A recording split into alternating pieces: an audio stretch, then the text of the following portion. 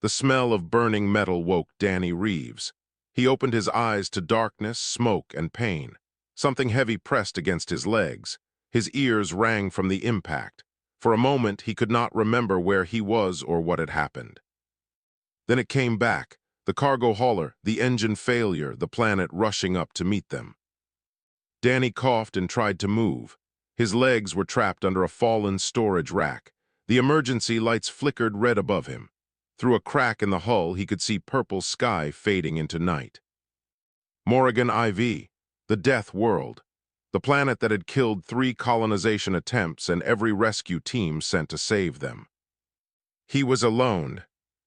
Danny grabbed the edge of the rack and pushed. Pain shot through his chest. Broken rib, probably. He pushed harder. The rack shifted. He pulled his legs free and lay there gasping, staring at the ruined ceiling of the cargo bay. The rest of the ship was gone. He had been in the cargo section when the hull broke apart. By some miracle, his section had landed mostly intact. The others had not been so lucky. He forced himself to stand. His legs worked. His arms worked. He was bleeding from cuts on his face and hands, but nothing felt life-threatening. He had survived the crash. Now he had to survive the planet. Danny searched the wreckage. He found a water purifier, damaged but functional, emergency rations for 12 days, a basic med kit, a plasma cutter with half a charge, a survival tent designed for hostile environments. He also found his communicator, shattered into pieces. The ship's emergency beacon was damaged, but a weak signal still pulsed from its broken casing. Someone might hear it, someone might come. But rescue would take time. 30 days minimum if anyone even tried. Most species considered Morrigan IV a lost cause. The Galactic Union had officially declared it off-limits. Danny set up his tent near the wreckage and treated his wounds as best he could. He ate a ration bar without tasting it. The purple sky turned black, and 3 small moons rose over the alien jungle. That was when he heard it. Something was moving in the darkness, something big. Heavy footsteps circled his camp, slow and deliberate. Danny grabbed the plasma cutter and pressed his back against the wreckage. Eyes appeared in the darkness, dozens of them. They reflected the dim light of his emergency lamp, glowing yellow and red and green. The creatures did not. Attack, they watched, they waited. Danny did not sleep that night. He sat with his weapon ready, listening to the sounds of the jungle. Growls and screams echoed through the trees. Things died out there in the darkness. Things killed and ate and fought for survival. When the first sun rose, the eyes disappeared. The creatures retreated into the jungle, fleeing the daylight. Danny let out a breath he had been holding for hours. He stepped outside to inspect the damage. Deep scratches covered the hull of his shelter, not scratches, claw marks. Something had tested the metal during the night, dragging its claws across the surface. The marks cut through the reinforced plating like it was paper. Danny stood there, staring at those marks, and felt the full weight of his situation. He had 12 days of food. He had no way to call for help. He was trapped on a planet that had killed everyone who had ever landed on it. And something out there could tear through starship armor with its bare claws. He looked at the jungle. It was beautiful in a terrible way. Bioluminescent plants glowed softly in the morning light. Strange flowers opened toward the twin suns. Birds or things like birds sang in the canopy. Everything here was designed to kill. The plants, the animals, the very air carried spores that would destroy weaker lungs. Morrigan IV did not want visitors. It ate them. Danny thought about the Wildlife Rescue Center where he used to volunteer back on Earth. He had worked with wolves and bears and big cats, animals that could kill a human easily, animals that most people feared. He had learned something important there. Fear was useful, it kept you alert, but panic was deadly. Panic made you run when you should stay still. Panic made you fight when you should wait. He could not afford to panic, not here, not now. Danny went back inside his shelter and started making a plan. He needed water. He needed food that would last longer than 12 days. He needed to understand this planet and the things that lived on it. He needed to survive 30 days, maybe more. Outside, the jungle watched him with 1,000 hidden eyes. The apex predator of Morrigan IV was out there somewhere, resting in the shadows, waiting for night to fall again.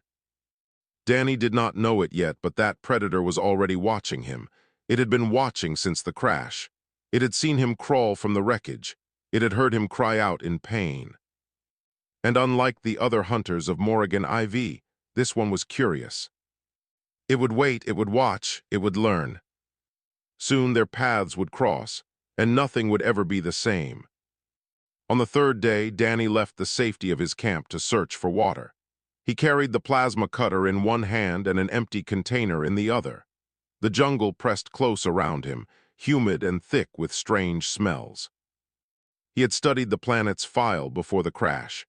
Morrigan IV had rivers and streams, but most of them were contaminated with parasites that could kill in hours. He needed to find clean water and purify it himself. The twin suns beat down through the canopy. Gravity here was slightly higher than Earth, and Danny felt it in his legs with every step. Sweat soaked his clothes within minutes. He found a stream after an hour of walking. The water looked clear, but he knew better than to trust it. He filled his container and marked the location on his salvaged scanner. That was when he noticed he was being followed. Something moved through the undergrowth behind him. It made no sound, but Danny could feel its presence. The jungle had gone quiet. No birds singing, no insects buzzing. Everything was hiding. He turned slowly. Yellow eyes stared at him from the shadows. The creature was massive, easily the size of a grizzly bear.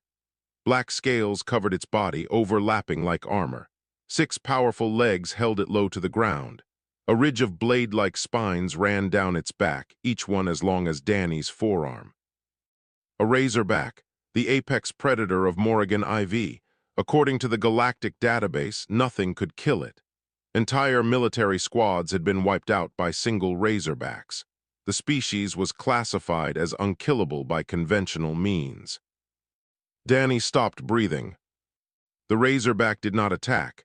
It watched him with those yellow eyes, head tilted slightly. There was a scar across its snout, old and faded. This one had been in fights before. It had won them all. Danny raised the plasma cutter slowly. The weapon would hurt the creature, maybe. It would not stop it. Nothing he had would stop it. But the razorback did not move. It just watched. Danny took a step backward, then another. The creature's eyes followed him, but its body stayed still. He kept moving slowly, carefully, until the trees blocked his view. Then he ran. He did not stop until he reached his camp. His lungs burned, his legs shook, he collapsed. Inside his shelter and lay there, gasping, waiting for death to come crashing through the walls. It never came. The next day, Danny saw the razorback again. It was watching him from the tree line, half hidden in the shadows, the same scar on its snout, the same yellow eyes. It was following him. Over the next 3 days, Danny learned 2 things about his stalker. First, it never attacked. It watched and followed, but it kept its distance. Second, it was injured. Its front left leg moved strangely, and sometimes it limped when it thought Danny was not looking. On the 6th day, Danny watched the razorback try to hunt. A herd of smaller creatures grazed near the stream. The razorback charged, but its injured leg slowed it down. The prey scattered. The razorback caught nothing. Then a pack of smaller predators appeared. They were no bigger than wolves, but there were many of them. They sensed the razorback's weakness. They circled it, snapping and snarling. The razorback fought them off, but it could not catch them. They darted in, bit, and retreated. Blood dripped from new wounds on its flanks. Eventually, the pack lost interest and moved on. The razorback lay down in the shade, breathing hard. Danny watched from his hiding spot. He should have felt relief. His stalker was weak. It might die on its own. He would be safe. Instead, he felt something else. Something that made no logical sense on a death world surrounded by monsters. He felt pity. That night, Danny took one of his ration bars and walked to the edge of the clearing. The razorback was there, lying in its usual spot, watching him. Danny placed the ration bar on the ground, then backed away slowly. He did not know if the creature would eat it. He did not know if it could even digest human food. But he remembered something an old handler had told him once. Hungry predators are dangerous, but starving predators are desperate. And desperate animals make desperate choices. Maybe kindness was a desperate choice too. Danny went back to his shelter and did not look back. In the morning, the ration bar was gone. The razorback was lying closer to his camp now, still watching, still waiting. But something in its posture had changed. It no longer looked like a predator stalking prey. It looked like something else entirely. It looked like an animal that had just been shown kindness for the first time in its life. Danny did not know what would happen next. He did not know if the creature would kill him tomorrow or ignore him forever. But for the first time since the crash, he felt something other than fear. He felt hope. Maybe that was the most dangerous feeling of all. By day 8, Danny had 4 ration bars left. He had given the rest to the razorback. His ribs still ached. His cuts were healing slowly. He had found enough edible plants to survive, but barely. Every day was a struggle against hunger, exhaustion, and fear. But the razorback was still there, and it was still alive. Danny used his salvaged scanner to examine the creature from a distance. The device was designed for ship diagnostics, not biology, but it could detect metal and measure heat signatures. What it showed him changed everything. There was something in the razorback's leg, a metal fragment, small but sharp, lodged deep in the muscle. Danny adjusted the scanner and saw the infection spreading around it. The wound was old. The creature had been suffering for weeks, maybe months. It was dying. Danny sat with that knowledge for a long time. The logical thing to do was nothing. Let nature take its course. The razorback would die, and he would be safe from the deadliest predator on the planet. But Danny could not stop thinking about the wolves he had helped rescue back on Earth. One of them had a similar injury, a piece of metal from a trap embedded in its paw. The vets had said it would die. Danny had helped hold it down while they operated. The wolf had bitten him twice. He still had the scars. That wolf lived another 12 years. On day 9, Danny left food closer to his camp. On day 10, closer still. The razorback ate everything he offered, watching him with those yellow eyes that seemed to see straight through him. On day 12, Danny sat on a rock 20 meters from the creature. He did not move. He did not speak. He just sat there, letting the razorback get used to his presence. The creature tensed at first. Its spines rose along its back, ready for a fight. But Danny stayed still, and slowly the spines lowered. The razorback watched him for 3 hours, and Danny watched back. He learned things during those hours. The creature was intelligent, more intelligent than any animal he had worked with on Earth. Its eyes tracked his movements with precision. It seemed to understand that he was not a threat. Or maybe it was too weak to care. On day 14, Danny walked to within 10 meters and sat down again. The razorback growled, a sound like grinding stone. Danny did not flinch. He had heard worse from injured bears. He started talking, not because the creature could understand, but because silence was driving him mad. He talked about Earth, about the blue oceans and green forests, about the rescue center where he worked, the animals he had saved, the ones he had lost. He talked about his family, his friends, the life he might never see again. The razorback listened, its head tilted at the sound of his voice. After an hour, it made a sound Danny had never heard before, a low rumble deep in its chest, almost like a purr. Far away in the darkness between stars, a Kelori rescue coordinator named Dren studied the weak signal coming from Morrigan IV. His species was insected, tall and thin, with compound eyes that saw in spectrums humans could not imagine. The signal had been broadcasting for 2 weeks. Someone was alive down there, someone human. Dren consulted the records. Morrigan IV, Deathworld. Quarantine level 5, no successful rescues ever recorded. The longest anyone had survived was 40 days, and that was a military team with heavy weapons. The human had been alone for 14 days, with no weapons, no supplies, no hope. Dren should have ignored the signal. Resources were limited. The chances of success were almost zero. Every protocol said to mark the human as lost and move on. But humans were strange. They paid well for rescue services. They remembered who helped them and who did not. Dren decided to send a probe first. If the human was already dead, the matter would be closed. If not, things would become interesting. On day 14, Danny made his decision. He opened his med kit and checked his supplies. Antiseptic, bandages, a small surgical tool designed for emergencies. It would not be enough to do the job properly, but it might be enough to do the job at all. He stood up and walked toward the Razorback. Slowly, carefully, the creature watched him approach, muscles tensing under its scales. 5 meters, the Razorback growled. 3 meters, its spines rose. 2 meters, Danny could smell it now, blood and musk and something sharp like copper. He knelt down. The creature's head was level with his own. Its jaws could crush his skull in an instant. Danny reached out with one hand, palm open, fingers spread, a gesture of peace, a gesture that had worked with wolves and lions and bears. The Razorback stared at his hand, then at his face, then back at his hand. It did not attack. Danny exhaled slowly. This was either the bravest thing he had ever done or the stupidest, probably both. He reached into his kit and pulled out the surgical tool. The Razorback's eyes followed the movement. It knew. Somehow it knew what he was about to do. Danny looked into those yellow eyes and saw something he had not expected.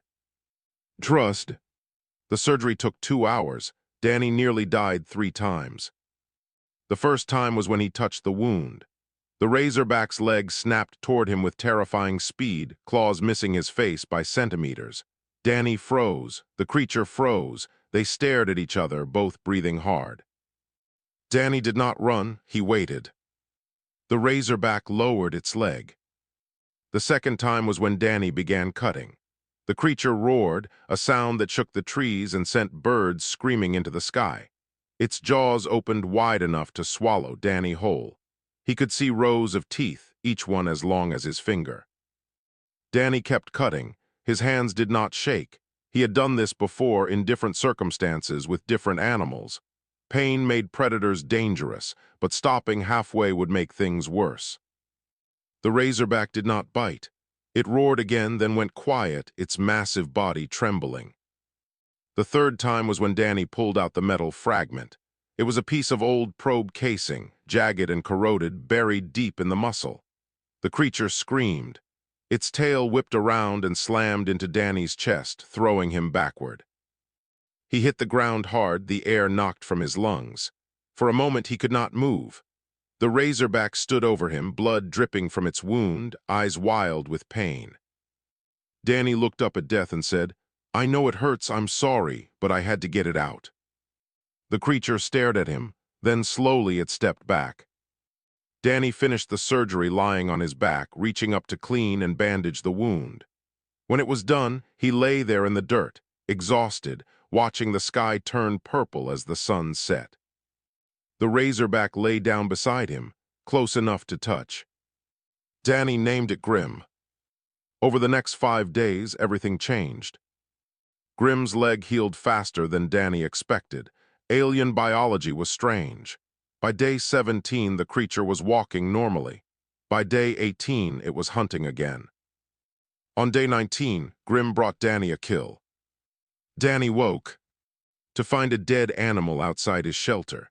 It looked like a large rodent, purple-furred and plump. Grim sat nearby, watching him with those yellow eyes. Danny had no fire, no way to cook the meat properly, but he had the plasma cutter. He used it carefully, searing the flesh until it was safe to eat. It was the best meal he had ever tasted. After that, Grim brought food every day. The Razorback would disappear into the jungle at dawn and return by midday with prey. Danny would prepare it, and they would eat together. The other predators stopped coming near the camp. Danny realized why on day 20. He watched from a distance as a pack of those wolf-like creatures approached the perimeter. Grim rose from where it had been resting and let out a single growl. The pack fled. Danny and Grim developed routines. Danny would talk while he worked, maintaining his shelter, purifying water, gathering edible plants. Grim would listen, head tilted, making that low rumbling sound that Danny had learned to recognize. It was not quite a purr. It was not quite a growl. It was something in between, a sound that meant contentment or maybe curiosity. Danny learned to read Grim's body language. When the spines lay flat, the creature was calm. When they rose slightly, it was alert. When they stood straight up, something dangerous was nearby. He learned other things too. Grim liked having the ridge between its eyes scratched. It hated rain and would press close to the shelter during storms.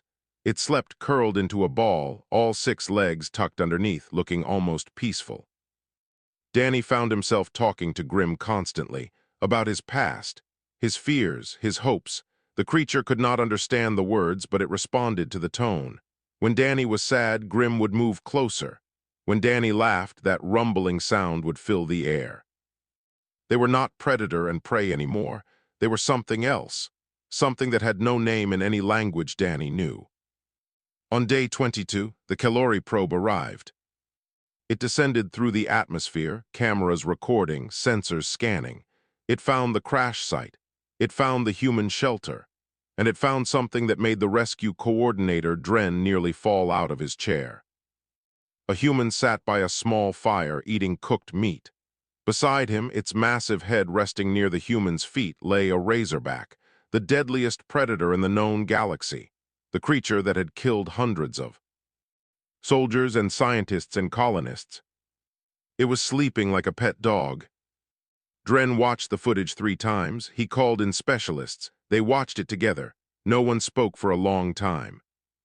Finally, one of them said, "This is impossible." "Clearly not," Dren replied. "We are watching it happen."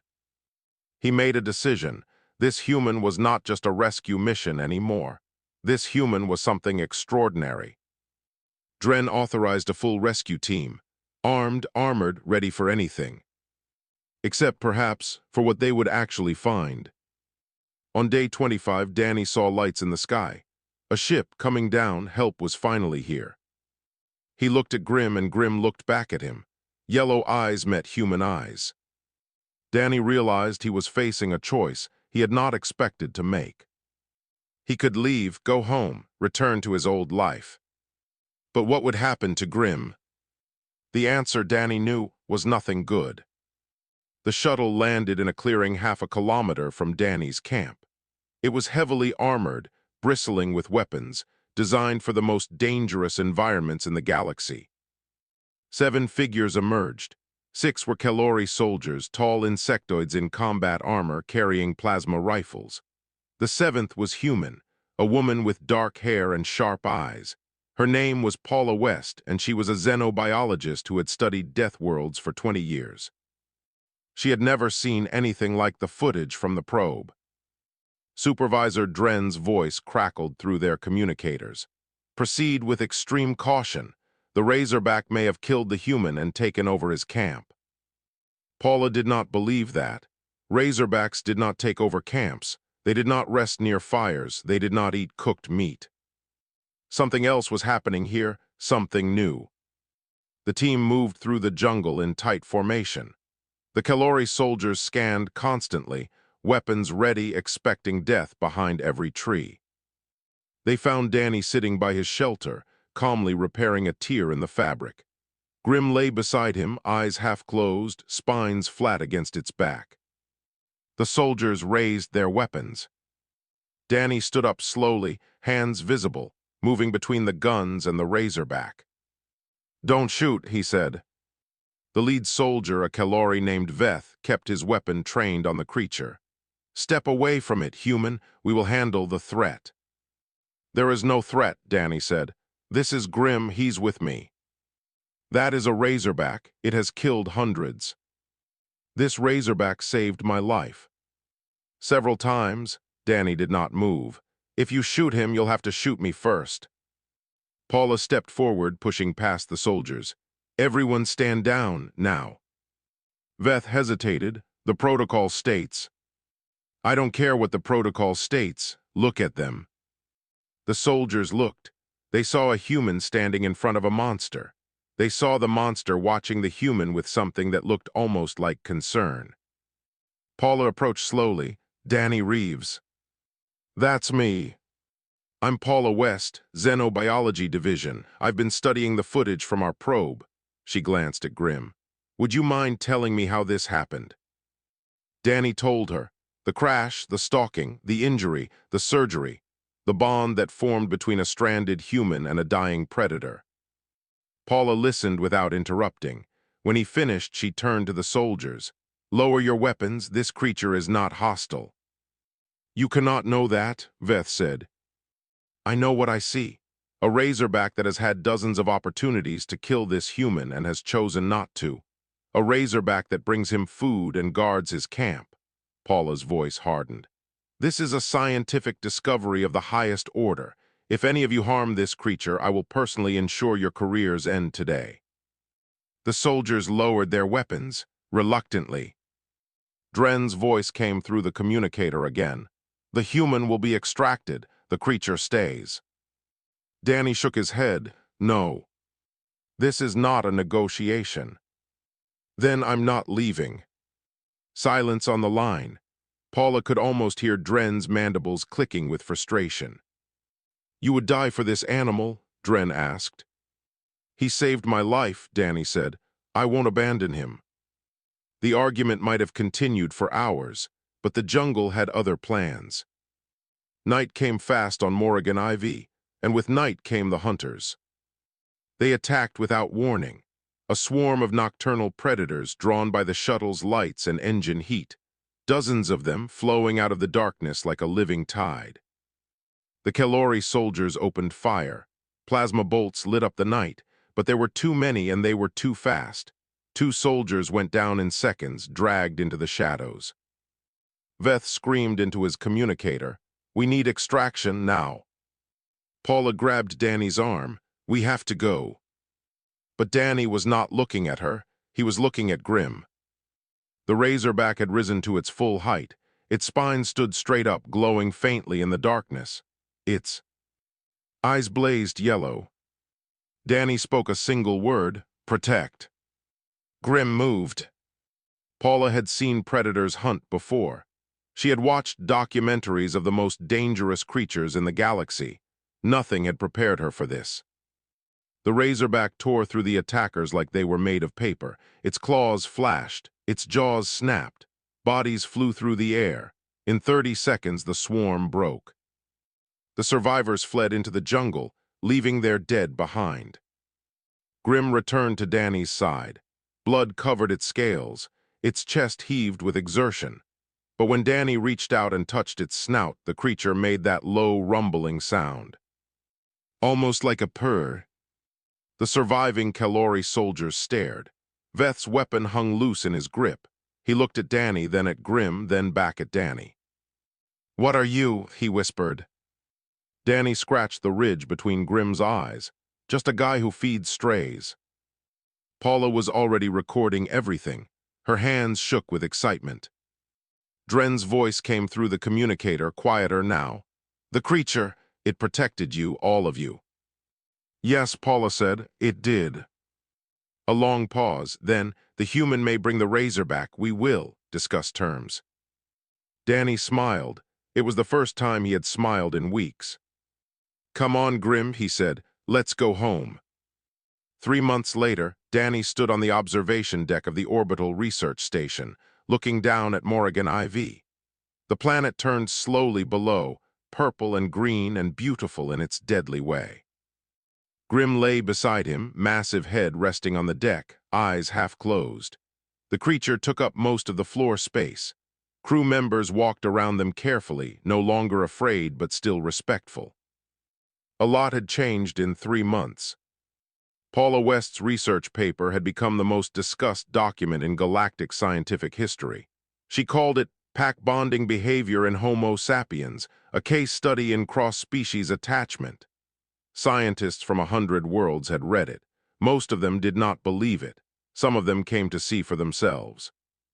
They left believing. The Galactic Union had created a new classification, bonded fauna under human guardianship. Grim was the first Razorback to receive this designation. Danny suspected he would not be the last. The news networks had called Danny a hero, a miracle, a man who had done the impossible. He did not feel like any of those things. He felt like someone who had been scared and alone and had made a friend in the darkness. That was the part the networks did not understand. They saw a man who had tamed a monster. Danny saw a creature who had been hurt and hungry and had chosen trust over violence. Humans had been doing this for thousands of years. Dogs were wolves once. Cats were wild hunters. Horses could kill with a single kick, but humans looked at these dangerous animals and saw something more. They saw companions, partners, family. Maybe that was what made humans strange to the rest of the galaxy. They did not see predators as threats to be eliminated. They saw potential friends waiting to be understood. The door behind Danny opened. A young Kelori scientist entered, her compound eyes wide with nervousness. She had requested this meeting 3 times before working up the courage to actually show up. Her name was Scylla, and she was writing her thesis on human-animal bonding. She had 100 questions. Danny had answered most of them already in interviews, but she wanted to hear it directly in person. "May I approach?" Scylla asked. "Sure, Grim won't hurt you." Scylla walked closer, stopping a few meters away. She stared at the Razorback with a mixture of fear and fascination. "How did you do it?" she asked. "How did you make it trust you?" Danny considered the question. He had been asked it many times. He had given many different answers. None of them felt quite right. "I was patient," he said finally. "I was kind. I showed him that I wasn't a threat. That is all. And when he was hurting, I helped instead of running away. That's all." Scylla's mandibles clicked softly. "Your species is very strange." Danny laughed. "We get that a lot." Grim opened one eye. The massive yellow orb fixed on Scylla, studying her. The scientist flinched backward. Then Grim made that sound, that low rumble deep in his chest, like grinding stones wrapped in velvet. Scylla froze. "What does that mean?" Danny smiled and scratched the ridge between Grim's eyes. "It means he likes you." Scylla did not look convinced, but she did not run either. After a moment, she took a small step closer. That was how it started, Danny thought, one small step at a time. Below them, Morrigan IV continued its slow rotation. The quarantine had been modified. Human research teams were now permitted to land, accompanied by experienced handlers and bonded Razorbacks. In 2 years, there would be 6 more bonded pairs. In 5 years, there would be 20. The death rate on Morrigan IV would drop to 0. Humans would build permanent settlements on the Deathworld. They would study its ecosystems. They would find medicines in its plants and materials in its soil that would benefit 1,000 species. And at the heart of every settlement would be Razorbacks. No longer monsters, no longer threats, partners in survival, just like the wolves and dogs of ancient Earth. All because one stranded human had chosen kindness over fear. Danny did not know any of this yet. He only knew that he was tired and his friend was beside him, and for the first time in a long time he felt at peace. Grim shifted, pressing closer against Danny's leg. The rumbling sound continued, filling the observation deck with its strange music. Scylla watched them for a long moment. Then she took out her recording device and began asking questions. Danny answered them all. He told the story again from the beginning, the crash, the hunger, the yellow eyes in the darkness, the choice to help instead of hide. When he finished, Scylla was quiet. "Do you think other species could learn to do this?" she asked. "To bond with predators the way humans do?" Danny looked at Grim. Grim looked back at him. "I think anyone can learn," Danny said. "You just have to be willing to take the first step, to offer trust before you know if it will be returned." "That sounds dangerous." "It is," Danny smiled, "but the best things usually are." Outside the window, the stars burned cold and bright. Somewhere out there, other death worlds waited. Other predators hunted. Other stranded survivors faced impossible odds. Maybe someday, Danny thought, they would find their own Grims, their own strange friendships, their own reasons to keep going when everything seemed lost. Until then, he would be here, telling his story, showing the galaxy what humans could do when they chose compassion over conquest. Grim rumbled contentedly at his side. They had a long way to go, but they would go together. And that made all the difference.